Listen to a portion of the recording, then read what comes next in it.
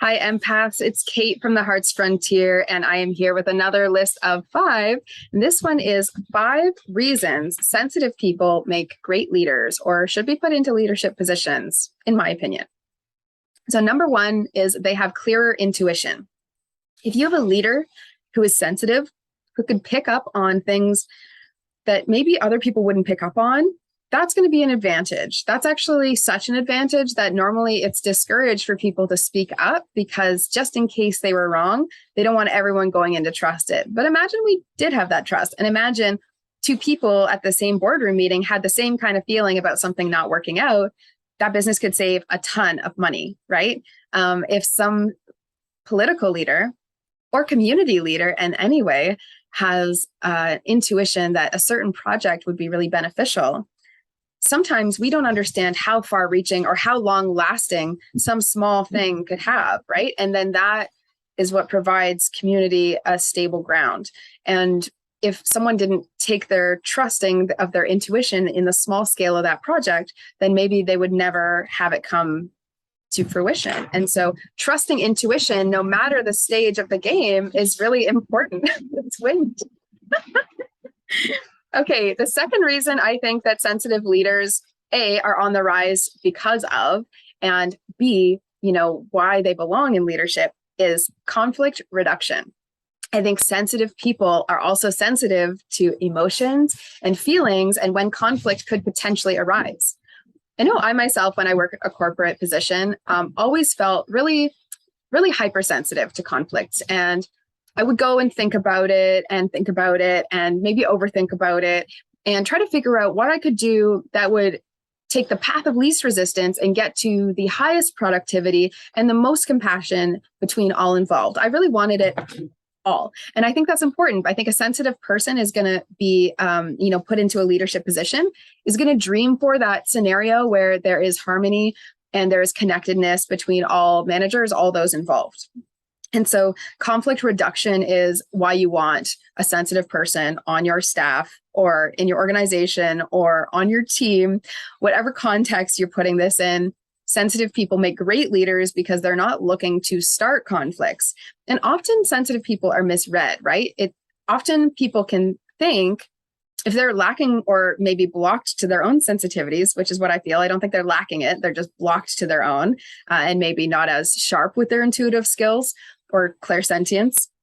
If they're not picking up on these subtleties and the intuitive person is, and that intuitive person and that sensitive person is given a space to voice things, often you'll find that you get to the truth much faster rather than avoiding feelings. And then later down the line, there's a way bigger problem, right?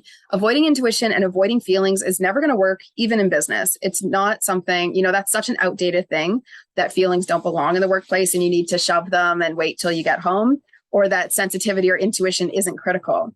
In fact, most high-powered CEOs will, this is high-powered, most high-powered CEOs will just talk about directly how intuition has saved them, has helped them. Often inventors will say intuition is the thing that led them to a great discovery. So it's not something to be underutilized or undervalued.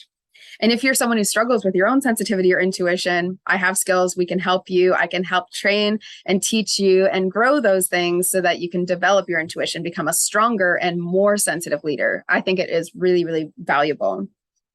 Number 3, they are skilled with subtlety and therefore most likely better at negotiating. What can stand in the way is if an empath doesn't have a clear why, or if the why for negotiating is not ethically sound. So you've got to make sure that you're an ethically sound business, which is the way all businesses are trending now anyway. And I would say all things should be leaning towards what is full of integrity. And so if you are a business or organization or company or community or anything that is full of integrity, then your sensitive leaders, anyone in your field who is sensitive, is going to stand out because they're going to notice some of these subtleties and some of these loopholes and some of these ways around things because they really care and they're really diving in. And people who show a lot of care are also going to show up as long as they have a place that is receiving of them.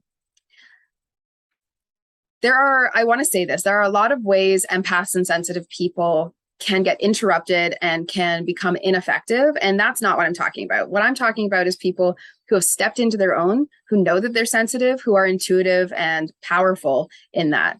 And yeah, I help people get to that place. So I know it's possible. I know a lot of people who go from victim mindset to total like heroic mindset in the matter of months. So number 4 is understanding of emotional factors. So again, a sensitive leader is actually going to be looking to some of these subtle non-seen things and therefore have a more heightened response to any type of situation that arises. As well, they may be able to help with, especially like in marketing or in decisions like human resources or where things need to take a certain sensitive tone. They should be your first ones to turn to, right? And so it's really important to remove any type of stigma or narrative that says sensitivity means drama or means heightened conflict. It just doesn't. In fact, a lot of people will seemingly get involved in situations like that because they're looking for control and not for harmony.